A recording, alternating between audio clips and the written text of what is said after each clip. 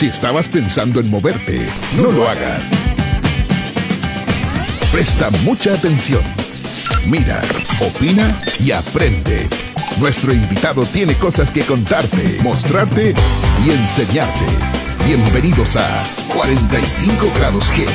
Es tu tiempo. No lo dejes pasar.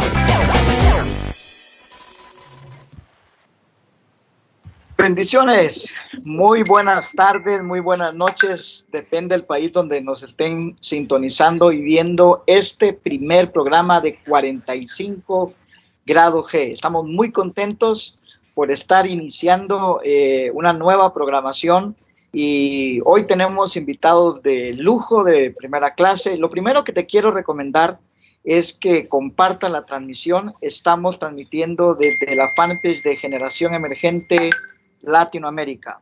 Y Rocío, bienvenida Rocío Aguirre, ella está conectada en Argentina, te damos la bienvenida. ¿Qué tal? ¿Cómo estás? Muchas gracias, Carlos, Dios te bendiga. La verdad es un placer, estoy emocionada como nerviosa y bueno, como dijiste, soy de Argentina, docente, tengo 28 años y actualmente estoy trabajando también en la generación emergente. Bueno, doy gracias a Dios por esta oportunidad tan hermosa de poder conocerlos y participar de este conversatorio. Excelente. Bueno, voy a hacer una pregunta de rigor ahí que creo que seguramente la van a hacer y me voy a adelantar. ¿Soltera o casada, Rocío? Soltera. Soltera, excelente. Qué bien. Bueno, un gusto tenerte aquí. También tenemos con nosotros a Junior Ulloa, desde Costa Rica. Bienvenido, Junior, ¿cómo estás? Pura vida, saludos a todos los que nos están escuchando. Qué privilegio más grande compartir con ustedes y con cada uno de los que nos están oyendo. Mi nombre es Junior Ulloa desde Costa Rica y estamos acá a la orden para servirles, ¿verdad? Un gusto, Carlos, muchas gracias. Gracias, hoy estamos haciendo historia y vamos a presentar, bueno, yo creo que la persona que vamos a ver a continuación no necesita mayor presentación, pero nos sentimos honrados también de tener con nosotros al doctor David Ramírez, tercer asistente al supervisor general. Y estamos muy contentos, doctor, que esté con nosotros en este primer programa. Estamos haciendo historia en este primer programa de 45 grados G de Generación Emergente de Latinoamérica. Bienvenido. Gracias, Carlos. Un placer estar contigo. Grato recuerdo de nuestro trabajo junto a América Latina, varios años, y la gran cumbre realizada en Guatemala en el 2013, que nos unió para ya nunca más separarnos. Así que gracias por la invitación y tus invitados son de lujo, Muchas gracias. Sí, estaba recordando esa cumbre, definitivamente. Ahí fue donde perdimos los últimos cabellos que teníamos a la cabeza. Pero no, una experiencia extraordinaria. Bueno, doctor, muchas gracias. Vamos a ir entrando ya a tratar ese tema. Un tema bastante, creo que pertinente, controversial. Hemos estado mercadeando esta temática, si tenemos que dejar nuestra profesión o nuestro trabajo cuando Dios nos llama al ministerio. Y vemos a una generación de jóvenes, una generación emergente que se hace mucho esta pregunta, y lógicamente tenemos un paradigma, ¿no? Un paradigma que ha sido heredado, y gracias por aceptar nuevamente esta invitación. A veces se toman pasajes o se menciona versículos como aquel cuando dejaron las redes, hicieron a un lado para seguir a Jesús, o toma tu cruz y sígueme, y pareciera como que el parámetro, el paradigma bíblico realmente tiene que ser dejar nuestra profesión para seguir a Jesús. ¿Cómo ve usted esto? Esta manera de pensar.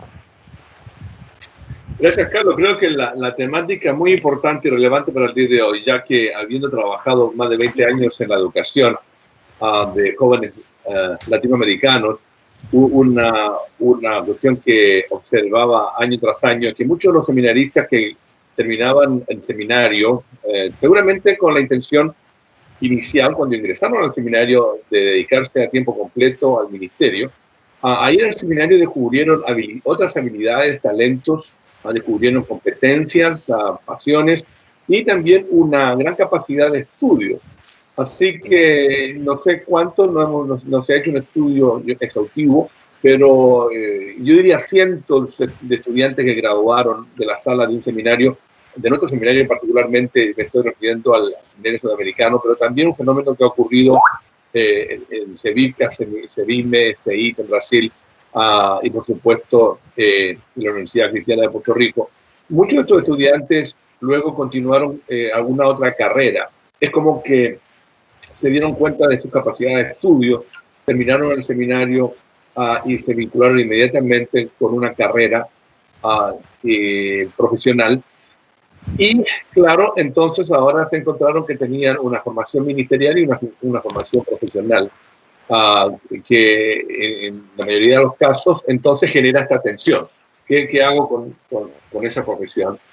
Si soy llamado al ministerio. Hay personas que no han tenido la oportunidad a un seminario, por ejemplo, un Instituto Bíblico Nacional, y también se encuentran con la disyuntiva de que cuando vuelven a ejercer un ministerio, se dan cuenta que el ministerio no les brinda lo necesario como para financiar los gastos familiares, y casi por obligación tienen que dedicarse a una función, digamos, a una tarea laboral dentro de su profesión o a una labor distinta. Entonces hay varios elementos acá que hay que considerar. Yo en lo particular, toda mi primera etapa, los primeros 20 años de ministerio, lo enfoqué en la pastoral, pero al mismo tiempo en la educación profesional, en el sentido de ejercer la administración del seminario en Argentina, primero por 6 años ahí en Buenos Aires, y luego la creación y la continuación del seminario en Quito, Ecuador. Y eran dos funciones, una pastoral a tiempo completo, diría yo, y un ministerio profesional en el campo de la educación a tiempo completo. Eran como se cruzaban esas dos situaciones. Claro, en mi caso, las dos totalmente vinculadas con la tarea de la iglesia. Y la pregunta tuya también va un poquito más allá, ¿no es cierto? Porque tú estás entonces hablando de qué dice, cuáles son los modelos bíblicos del Antiguo y el Nuevo Testamento en cuanto a un llamado del Señor. Y ese es el tema, y claro, tengo pocos minutos como para puntualizarlo, pero partamos desde la base del reino, del concepto de reino, no de sacerdotes y nación santa. En Éxodo 19 hay un pasaje interesante, dice que los israelitas llegaron al desierto de Sinaí a los 3 meses de haber salido de Egipto. Después de partir de Refidim, se internaron en el desierto de Sinaí, y allí en el desierto acamparon frente al monte al cual subió Moisés para encontrarse con Dios, y desde allí lo llamó el Señor y le dijo: anúnciale esto al pueblo de Jacob, declárale esto al pueblo de Israel. Ustedes son testigos de lo que hice con Egipto y de que los he traído hacia mí como sobre alas de águila. Si ahora ustedes me son del todo obedientes y cumplen mi pacto, serán mi propiedad exclusiva entre todas las naciones, aunque toda la tierra me pertenece. Ustedes serán para mí un reino de sacerdotes y una nación santa. Ahí establece un paradigma, un reino de sacerdotes y una nación santa. ¿Quiénes? Todo el pueblo de Israel, todo el pueblo de Dios. No se hace diferencia ahí en términos, digamos, de que quiénes son sacerdotes y quiénes no. Obviamente después vamos viendo todo el tema de la línea sacerdotal de Aarón, ¿no? Y eso nos fue arrastrando a través de la Biblia a establecer una dicotomía no hay una diferencia entre el clero, ¿no? Y el laicado. Y esa dicotomía entre clero y el laicado no ha hecho mucho daño. Obviamente en el Nuevo Testamento sí vemos lo que tú ya citaste de una vocación, un llamado de Dios a una vocación total. Pero eso hay que entenderlo, llamado a Dios al servicio y liderazgo dentro de la iglesia, hay que entenderlo dentro del todo. Es como un gran círculo donde dentro del círculo está todo el pueblo de Dios, somos todos sacerdotes, somos todos ungidos, somos todos y todas incorporados a la tarea del reino, dentro de las actividades del templo y fuera del templo, en el mundo. Es por esto que a través del diálogo de hoy me gustaría que fuéramos eliminando esa diferencia que se hace entre lo religioso y lo sagrado, o entre lo religioso y lo secular, porque esa dicotomía de religioso y secular nos ha hecho daño. Yo voy a hacer lo religioso el día domingo al templo, o 2 o 3 veces por semana en la noche, y durante el resto de la semana hago lo secular. Lo secular tiene que ver con el mundo, lo religioso tiene que ver con Dios. Y eso es un paradigma falso y no es bíblico. Creo que todo lo que hace el pueblo de Dios dentro de su servicio de adoración, dentro de su servicio religioso, obviamente es importante, pero también no deja de ser menos importante todo lo que hacemos, ¿no?, el pueblo de Dios en nuestro trabajo en el mundo, porque en nuestro trabajo en el mundo también estamos edificando la iglesia y expandiendo el reino de Dios.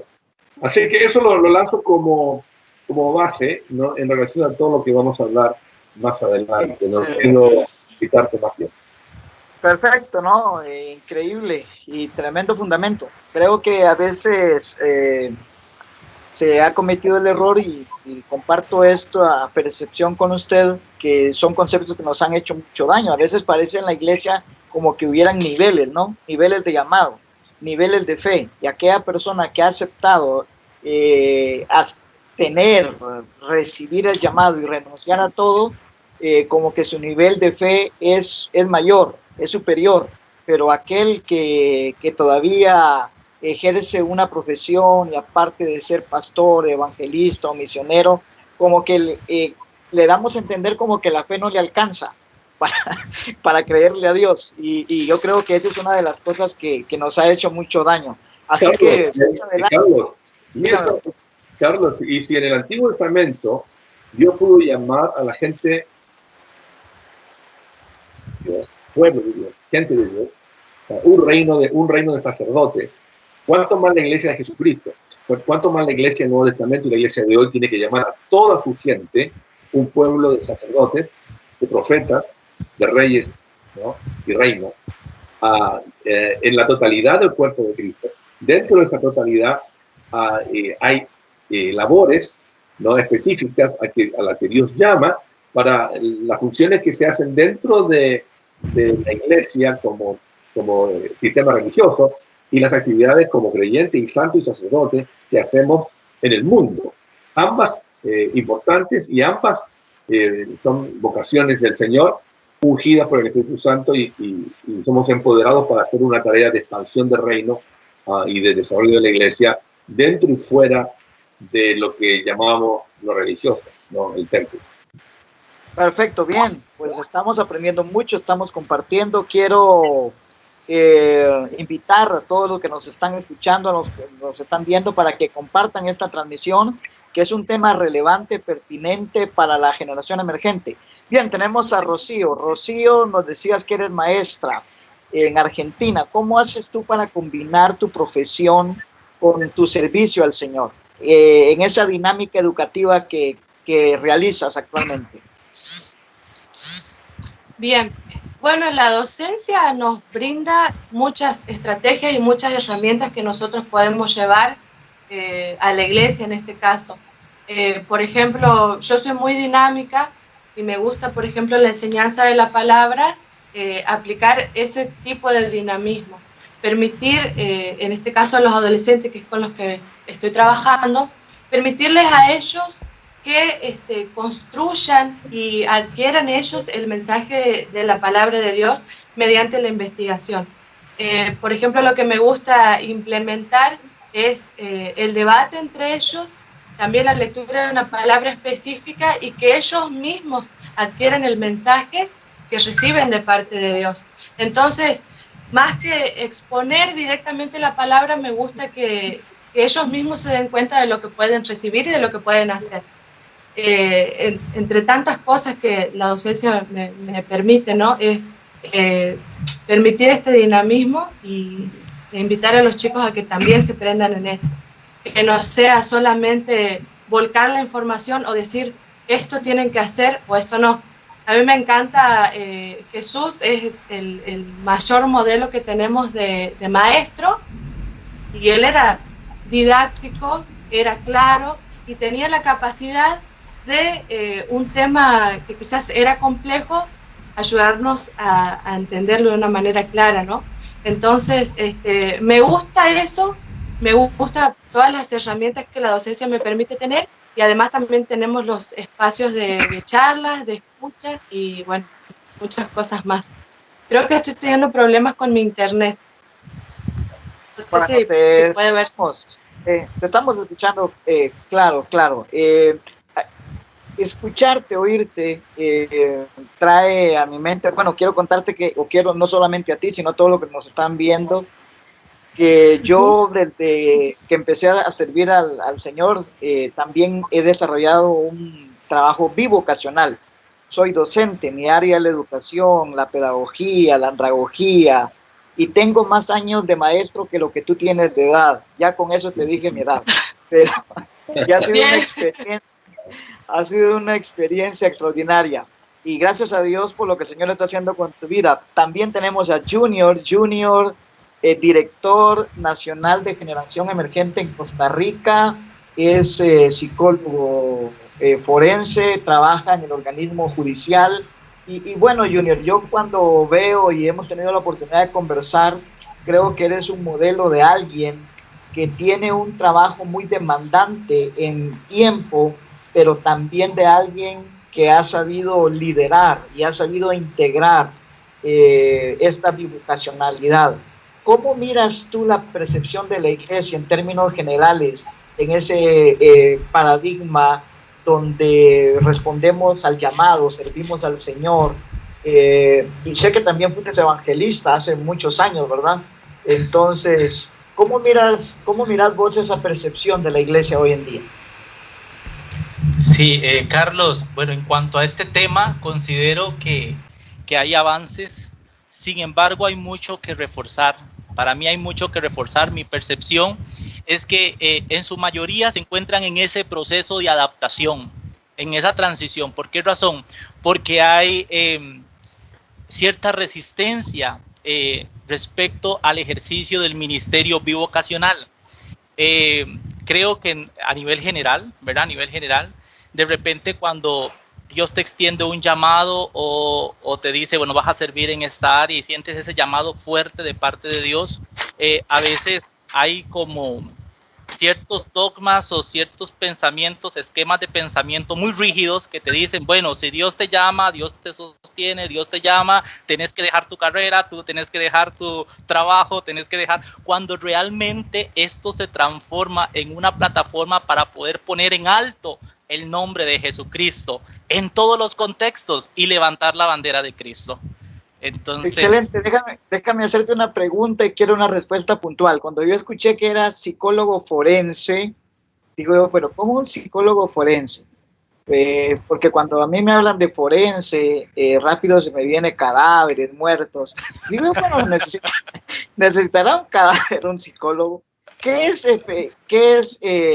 qué consiste el trabajo que realizas en el organismo judicial en este momento? Ok, a cargo, digamos, trabajamos en la parte extraprocesal en este momento con víctimas de delitos, de ejemplo, homicidios, violaciones. Trabajamos ciertos horarios de disponibilidad en donde son delitos de la parte dentro del proceso. Brindamos un acompañamiento a las víctimas que han sufrido algún daño. Entonces, de repente, si el juez en X caso nos pide algún informe para una evaluación psicológica, el psicólogo lo tiene que realizar. Entonces, en este caso, esto es la parte, digamos, pericia judicial o forense, se relaciona a la parte, digamos, procesal o la parte del delito como tal.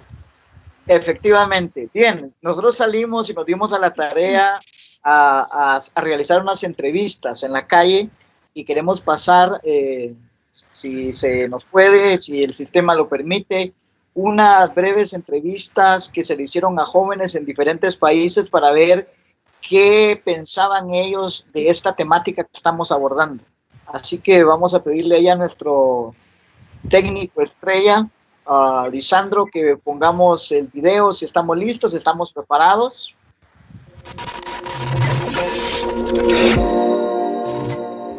Dice a Dios para ser sabios en cómo administramos el tiempo. Lo que no deberíamos hacer es poner en primer lugar la profesión y dejar de lado a Dios junto con el servicio. No necesariamente. De hecho, cuando unes tu oficio con tu propósito, serás testigo de cosas increíbles a favor de la edificación de la iglesia. Nós não precisamos deixar a nossa profissão para servir a Deus. Na verdade, deve ser o contrário. A nossa profissão deve servir a Deus. Bueno, esta pregunta es mucho más profunda de lo que parece, pero no, Dios no quiere que dejemos nuestra profesión para servirle. Dios quiere que le sirvamos con nuestra profesión, porque mientras más preparados estemos, vamos a tener mayor capacidad para ser efectivos en el ministerio y en el trabajo del Señor.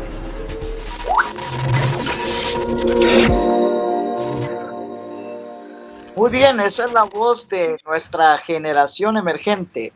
Doctor Ramírez, ¿es posible que la iglesia no haya visto hoy en día los mercados laborales como un lugar de misión y la oportunidad de reflejar esa R, ¿verdad? De reflejar la gloria de Dios? ¿Por qué a veces la iglesia no ve estos mercados laborales como una oportunidad para cumplir la misión? Bueno, en primer lugar, déjame felicitar a Rocío y a Junior por el hermoso trabajo que están desarrollando profesionalmente y desde su puesto de trabajo están haciendo misión.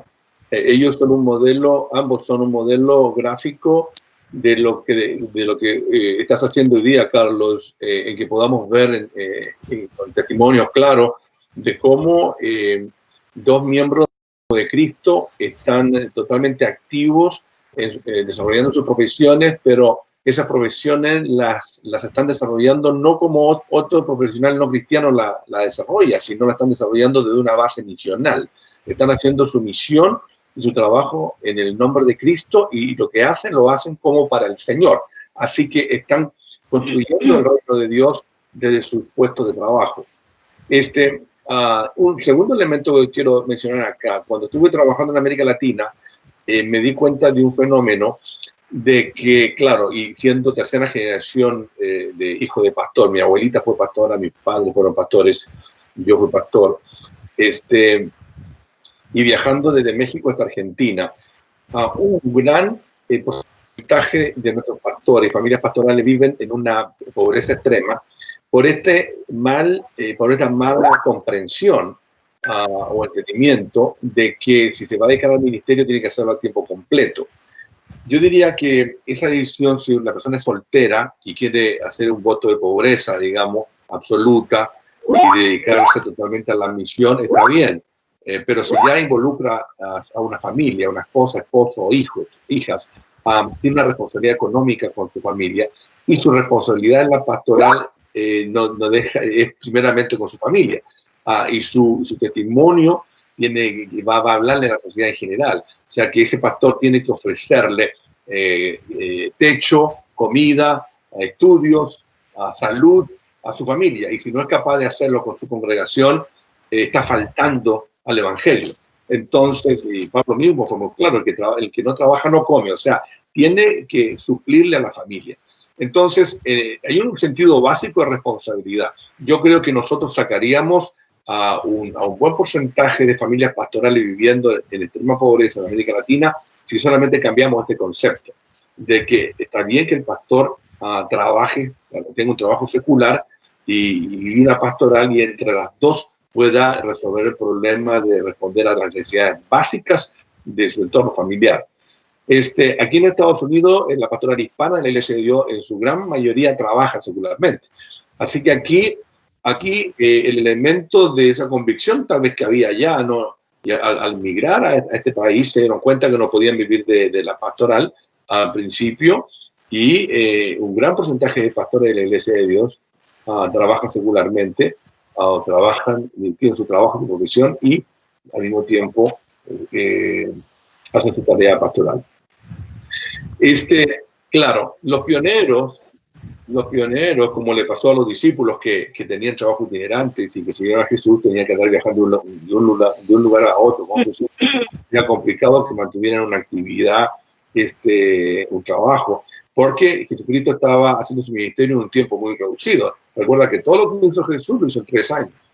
Así que necesitaba una focalización absoluta de sus discípulos, de su equipo, para desarrollar el plan de salvación y conquistar esa gran meta que él tenía de proveer salvación a toda la humanidad.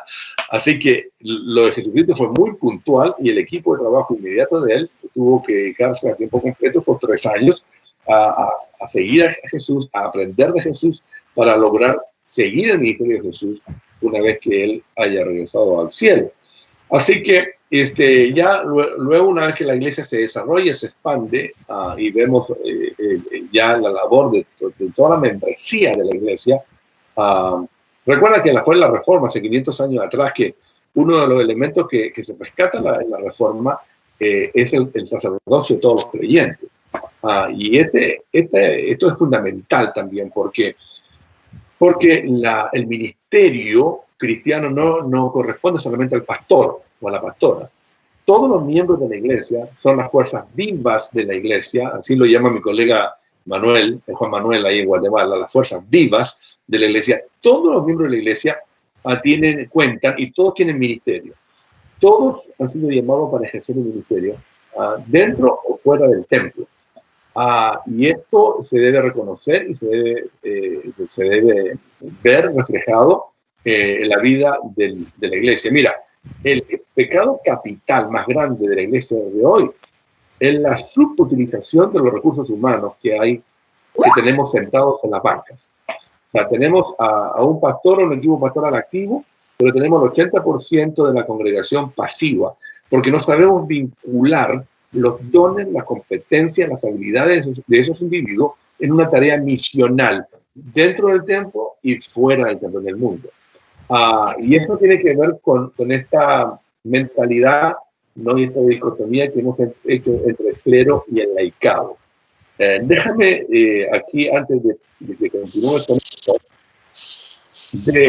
decirte de que la orden del sacerdocio arónico lo desmanteló el autor de Hebreos, en Hebreos 7:11, dice, pues, si pues la perfección fuera por el sacerdocio levítico, que es el clero, ¿no? Porque bajo él recibió el pueblo la ley, ¿qué necesidad habría aún de que se levantase otro sacerdote según el orden de Melquisedec, que es la línea de Jesucristo, y que no fuese llamado según el orden de Aarón? Hebreos 7:18 responde a esa pregunta.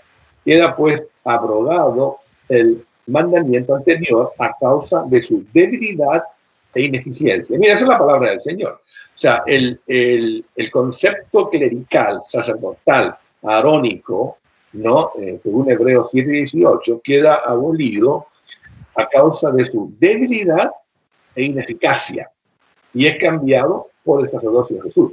Y el sacerdocio de Jesús es el sacerdocio que él entonces entrega a todo su cuerpo, a todo el ministerio, a todos los que estamos bautizados, a todos los creyentes en él. Somos todos sacerdotes, todos profetas, todos reyes. De todos los miembros, hombres y mujeres, del cuerpo del Señor, tenemos esa responsabilidad.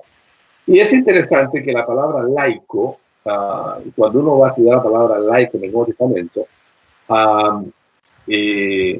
la palabra laico, como la usamos hoy, existe en el griego, en el koiné, laikos, que significa gente común, y esa palabra laikos, que significa gente común, nunca se usa en el Nuevo Testamento. O sea, existía en el lenguaje de ese momento, pero no se utilizó en el Nuevo Testamento, la palabra laikos. La otra palabra que significa laikos en griego es idiotes, que nosotros diríamos idiotas hoy, no, idiotes. Una persona laica que no se ha especializado o que no es profesional. Existía esa palabra. Y en el Nuevo Testamento la usa 2 veces. Y nunca para representar a la gente en la iglesia. Entonces, se utilizó de otra manera, pero no para identificar al pueblo de Dios. Así que en vez de estas dos expresiones se usa lao, deo, el pueblo o la gente de Dios. Así que todo el pueblo y toda la gente de Dios es el pueblo de Dios y somos todos llamados a servir en la misión del Señor. No podemos entonces separar, ¿no? Las cuestiones. Yo soy más espiritual que tú porque yo estoy a tiempo completo haciendo la tarea para el Señor dentro de la iglesia. No, tú si eres médico cristiano, estás haciendo también una tarea a tiempo completo al servicio del reino del Señor. Y termino con esto. Una deficiencia grande que hemos tenido nosotros en nuestra iglesia históricamente es precisamente lo que tú mencionas en tu pregunta. No hemos sido capaces de hacer un evangelismo en los centros, en el mercado, en el pueblo, en las áreas de servicio. No hemos sabido cómo dar testimonio en el mundo y vincular eso que hacemos con la tarea de la iglesia que se hace dentro del templo. Hoy día con el coronavirus, gracias al Señor, el templo está quedando desfasado y está mostrando lo que realmente valemos, ¿cierto? Como pueblo del Señor. Pero me recuerdo de una enfermera que en una de las ciudades que yo visité se había sacado el premio como la mejor enfermera de la ciudad. Era miembro de una iglesia local en ese pueblo. Salió en el diario, en los periódicos, le hicieron una fiesta grande en el sistema de hospitales. La reconocieron como la gran mujer que hizo una diferencia y tuvo una tremenda enfermera en la ciudad. Su iglesia, y eso fue el reclamo que me hace a mí, ella como miembro de la iglesia. Dios me dice, pastor, yo quiero reclamarle a usted, porque yo soy miembro de esta iglesia y mi pastor nunca reconoció esos logros, ¿no?, que obtuve en la sociedad, y nunca me presentó a la iglesia y nunca mencionó mis labores y los logros que fueron manifestados y celebrados por toda la comunidad en mi iglesia local. Me siento como que robada por mi iglesia. Exacto. Wow. Fue robada, porque ese pastor no pudo vincular, no tuvo la capacidad de vincular su ministerio profesional como un ministerio divino, como una vocación también, dada por Dios, empoderada por Dios, en el servicio para la expansión de la iglesia y la expansión del reino de Dios. Excelente, gracias doctor. Yo creo que ya estoy pensando en que vamos a tener que cambiarle el nombre al programa de 45 grados, porque de 45 nos quedamos cortos. 45 minutos para hablar de una temática tan buena. Bueno, quiero decirles a los amigos, a los hermanos que nos están viendo a través de Facebook Live que pueden escribir sus preguntas. Hay un equipo también que está monitoreando, así que con toda confianza vamos a tener un espacio de preguntas. Rocío, ¿has tú sentido o has percibido que tu profesión te ha desenfocado a lo que se refiere el servicio que tú haces en tu iglesia? Sé que atiendes adolescentes, eres maestra, también sirves al Señor con la música. Tenemos ahí algunas cuestiones con la cámara de Rocío, pero vale escucharte. Así que la S que se va a ver ahí no es de Superman, sino de super cristiana, super servidora. Rocío, cuéntanos, ¿cómo haces tú con eso para servir en ambas áreas? Bueno, la verdad que no sé si desenfocar sería la palabra. Creo que a veces uno puede llegar como un poquito a estresarse o como no saber para dónde correr cuando se llena de actividades. Pero también entiendo que cuando uno tiene en claro que ha sido llamado para servir a Dios, uno va a volver a la fuente, que es Dios, siempre para renovar sus fuerzas, y va a tratar de utilizar todas sus herramientas para servir mejor al Señor. De esto se trata y creo que esto es lo más importante, hablando de este tema de la importancia de prepararse, porque yo entiendo hoy en día que ha sido la voluntad soberana de Dios que yo sea docente y que tenga estas herramientas para servirle a Dios de esta manera, que sería muy distinto si no hubiese estudiado, no conocería a las personas que conozco hoy, no tendría los parámetros que tengo hoy, justamente. Y creo que si uno permanece mirando a Jesús, que es lo más importante y que es quien nos llama, es difícil desenfocarse. Yo creo que es básico en esto tener nuestra vida de oración como corresponde, seguir estudiando la palabra de Dios, mantenernos enfocados sobre todo en la vida espiritual, y después Dios se encarga de acomodar ciertas cosas. Pero creo que cuando uno ya es consciente y aceptó este llamado, ya sabe que las cosas van a ser así.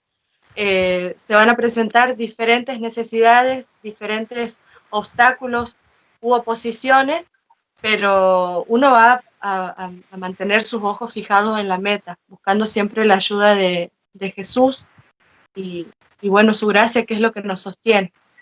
Yo creo que hasta el día de hoy, desde los 11 años que conocí a Jesús y desde los 17 años que le sirvo, para mí ha sido la mejor decisión haber seguido las pisadas de Jesús y también haberme preparado en esto.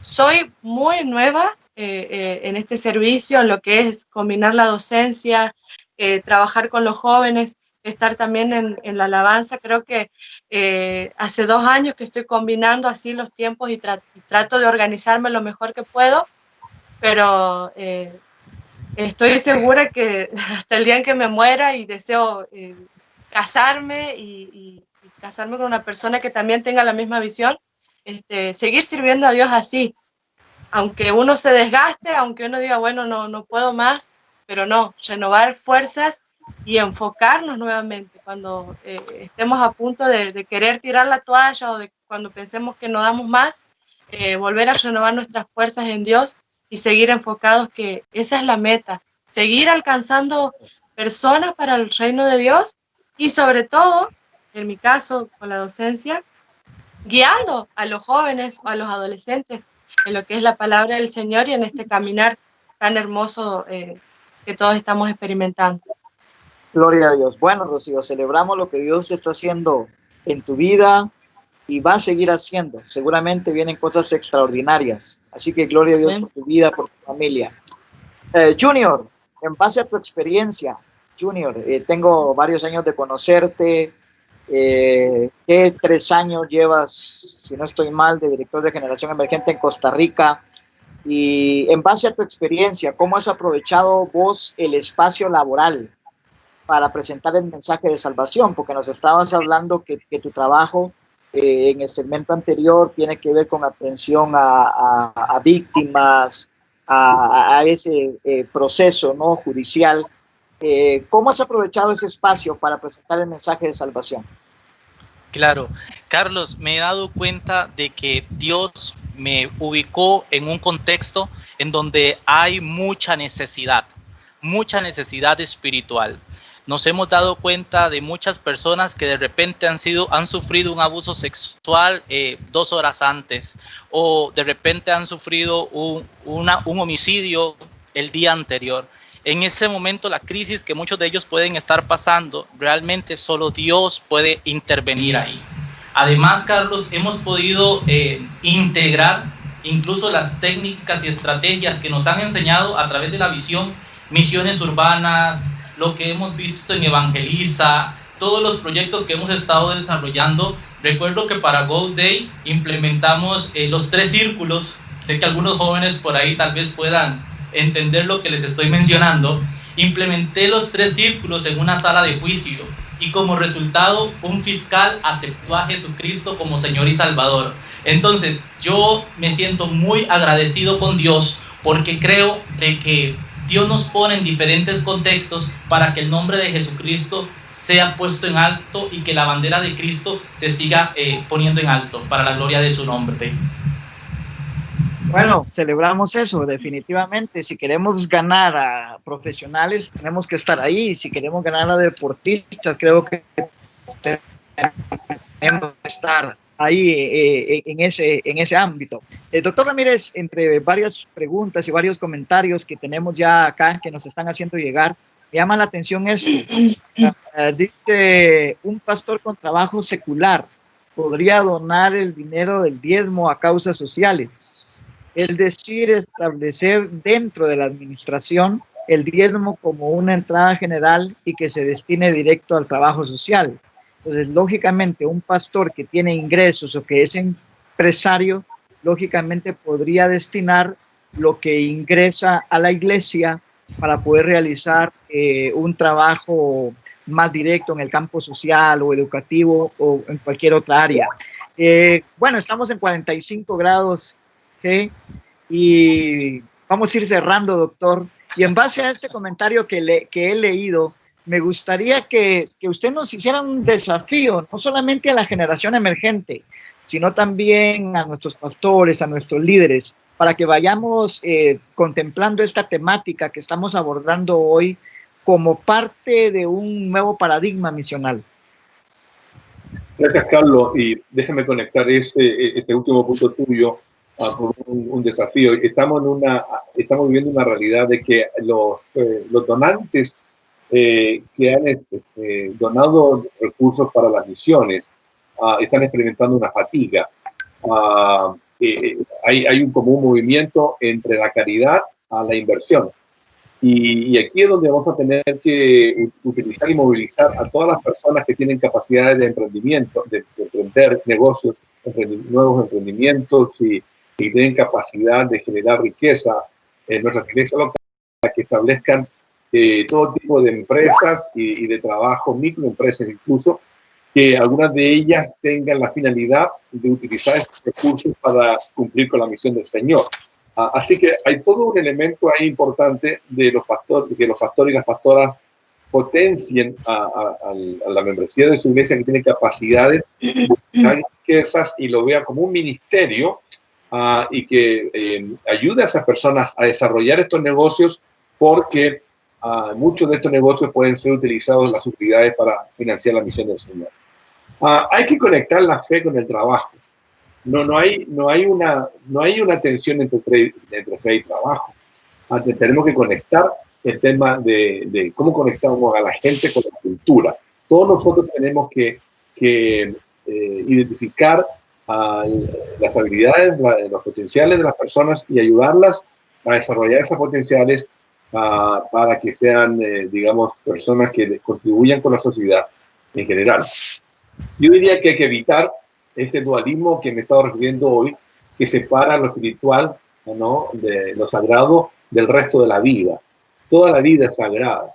A Dios le importa nuestro trabajo. Nunca se sienta mal usted porque está trabajando, sintiendo que no está haciendo tal vez una labor religiosa directamente. No, su trabajo es la misión del Señor en este momento para su vida, y tiene que glorificar a Dios a través de su trabajo y dar testimonio de Dios y hacer su trabajo como para el Señor, y modelar entonces un trabajo efectivo que sea distinto al trabajo que hacen las personas sin Dios en toda la manifestación de ese trabajo. Nuestra fe cambia nuestra motivación por el trabajo. Cuando nosotros creemos en Dios como creyentes, vamos a estar más motivados para desarrollar la tarea que estamos desarrollando, porque confiamos que es una tarea que el Señor nos ha regalado. Nuestra fe cambia nuestra concepción del trabajo. Si no hemos estado muy satisfechos con el trabajo, cuando conocemos al Señor, nos redimensiona esa tarea y nos motiva a hacer el trabajo ya de otra manera, y con una eficiencia y una efectividad mucho mayor. Y nuestra fe nos provee de una alta ética en el puesto de trabajo, y cómo hacemos el trabajo. Estoy seguro que Junior modela como cristiano cómo se debe ser cómo un profesional cristiano debe actuar en ese medio. También lo hace seguramente nuestra invitada. Y entonces, ¿cuáles son las implicaciones? Y con eso cierro. Las implicaciones de hoy para mí son que todo el pueblo de Dios debe suspender vivir para el mundo. No estamos viviendo para el mundo. Cuando trabajamos, no estamos trabajando para el mundo. Cuando trabajamos, estamos trabajando para Dios, para extender el reino de Dios desde nuestra posición de trabajo. En segundo lugar, todo el pueblo de Dios debe explorar, equipar y abrazar el trabajo dentro del templo y en el mundo para edificar su iglesia. O sea, el trabajo se hace dentro de las puertas de la iglesia y fuera de las puertas de la iglesia. Yo diría aún más, el mayor trabajo de la iglesia se hace fuera de las puertas de la iglesia. Ahí es donde está la mayor dinámica de la tarea del reino y donde está el fluir del espíritu creativo del Señor. Y en tercer lugar, todo el pueblo de Dios debe madurar como discípulo y desear ser líderes llamados de Dios para servir y equipar a otros para hacer el trabajo del reino. Dentro del pueblo del Señor hay individuos, hombres y mujeres, que Dios las escoge para tener un rol de liderazgo, de mentoría, de personas, de mentores, de personas que construyan y edifiquen la vida de otras personas para que estas personas se destaquen en sus labores en todas las esferas de la sociedad. Así que, Carlos, excelente tema. Yo creo que esto da para mucho. Realmente le hemos hecho cosquillas al tema, precisamente, pero hay mucho que decir y animar a las personas a que valoren lo que están haciendo desde una perspectiva de fe, en esta intención de vincular intencionalmente el trabajo con nuestra fe. Muchas gracias. Bien, vamos a ir cerrando. Me quedo con esa frase, la vamos a echar aquí a la bolsa: cuando trabajas, no trabajas, sino que trabajas para Dios.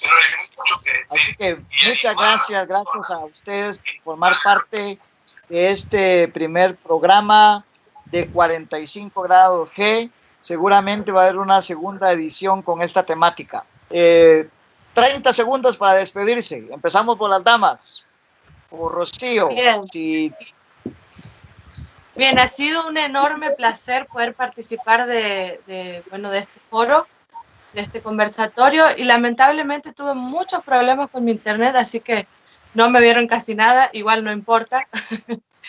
Pero lo que sí, el mensaje claro que yo quiero dejar, especialmente a los jóvenes o adolescentes también, es que no dejen de prepararse. A mí me encanta Josué 1:9, y es un versículo muy hablado, muy masticado, puesto en muchos lugares, pero no nos gusta abrazarnos a esas dos palabras claves como son esforzarse y ser valientes, ¿no? Así que para este tiempo creo que Dios está queriendo levantar una generación de jóvenes esforzados y valientes, jóvenes que se atrevan a estudiar, que se atrevan a ir adelante con la bandera de Jesús, pero también preparándose. Es todo un desafío, va a haber obstáculos, va a haber momentos donde uno quiere dejar todo porque sencillamente siente que no puede o que está cansado, porque quizás es difícil servir y estudiar, pero vale la pena porque vamos a tener herramientas únicas para servir a Dios mejor y con más excelencia. Así que mi mensaje para ellos es: sigan adelante, esfuércense, que van a ver grandes resultados y van a ver sobre todo la bendición de Dios en la preparación. Así que bueno, ha sido un placer. Les mando un abrazo argentino bien cálido como somos nosotros, y bueno, a seguir adelante. Gracias, Rocío, por ese abrazo tan humilde de los argentinos. Salud ahí con un buen mate.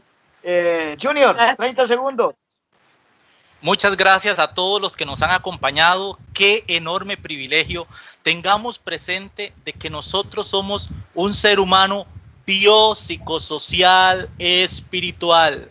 Somos cuerpo, mente, pertenecemos a un medio y somos espíritu. Así que somos un ser humano integral.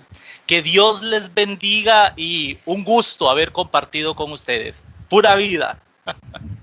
Gracias, Junior. Doctor Ramírez, honrados nuevamente, gracias por su tiempo tan valioso. Siempre oramos por ustedes, gracias porque, y voy a decir esto con mucha honestidad, siempre a mí me preguntan de dónde surge Generación Emergente, cómo nace Generación Emergente. Y yo siempre digo que este término de Generación Emergente fue un término acuñado por su persona dentro de la Iglesia de Dios de Latinoamérica. Y no tengo ningún inconveniente, ningún problema en decir que realmente es como el padre de este movimiento, ¿no? Del término de Generación Emergente, Gracias siempre por estar abierto a poder compartir con la generación emergente de Latinoamérica y poder bendecirnos como siempre lo hace. Gracias, Carlos, por la invitación. Estar mateando cibernéticamente aquí con Rocío fue un placer, y con Junior, y darme cuenta de los grandes talentos que el Señor tiene en su reino. Mira, Carlos, ¿qué te puedo decir? Yo creo que la juventud hoy tiene que estar muy despierta en valorar espiritualmente, valorar a todas sus capacidades, todos sus sueños, sus visiones, sus recursos, los dones que el Señor ha puesto en sus vidas. Nos ha dado una mente, nos ha dado pasión por algo. Tenemos que, como decía Rocío, prepararnos y buscar esos sueños, esa pasión, porque el Señor nos va a encontrar y nos va a medir haciendo algo efectivo. Es interesante que cuando Dios llamó a los discípulos para una tarea muy específica, no llamó a personas desocupadas, llamó a gente que estaba trabajando. Nuestro trabajo puede ser tan bueno y podemos mostrar a través de nuestro trabajo, nuestro esfuerzo, nuestro compromiso, nuestros valores centrales, nuestra disposición, nuestra energía, nuestra visión, que el Señor se da cuenta de eso y también nos promueve el Señor a otras tareas de liderazgo muy importantes que activen a otro nivel las fuerzas de la iglesia. Así que yo quiero animar a la juventud a que no pierda el tiempo y que aproveche todas estas oportunidades de aprendizaje que hoy día tenemos a través de los medios sociales para que se preparen al máximo y que persigan sus sueños, sus habilidades están ahí presentes, nadie está vacío de recursos. Todos y todas tenemos algo a nuestra disposición. Tenemos que reconocer eso y ponerlo en las manos del Señor para que el Señor nos ayude a ser las mejores personas, los mejores seres humanos posibles en este mundo que nos ha tocado, donde nos ha tocado servir. Así que ánimo, Carlos, tu ministerio en América Latina increíble. Siempre te sigo y admiro tu familia, tu liderazgo estratégico, tu capacidad táctica y estratégica de hacer las cosas. Le está haciendo muy bien a la iglesia y estás modelando una capacidad profesional, capacidades profesionales de liderazgo que la iglesia tiene que aprender a utilizar en todas las tareas que hacemos en nuestra organización cristiana.